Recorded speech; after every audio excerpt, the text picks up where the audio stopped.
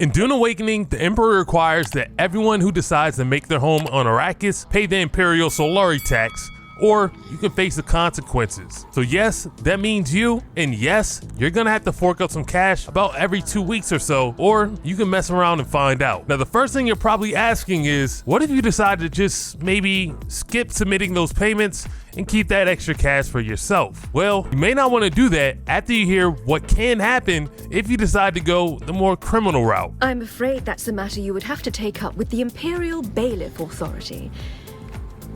In most cases, you would simply be given additional time to pay, at the end of which you would pay, or be remanded to a local debtor's prison until your outstanding balance was settled. Unfortunately, that second outcome mostly equates to the death penalty, or so I'm told. Apparently, the pox is rife within the dungeons, and one is not expected to survive very long.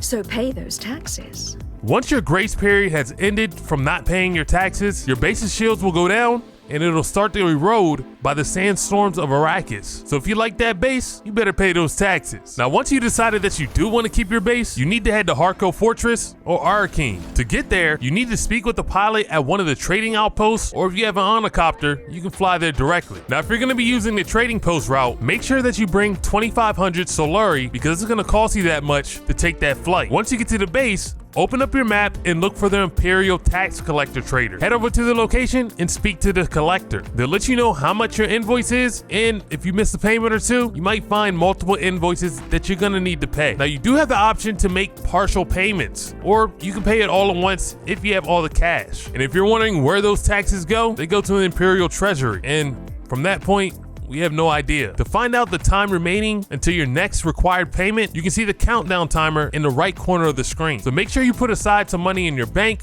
or your stash to make those payments. Hope you enjoyed this one and learned something new, and I'll catch you in the next one.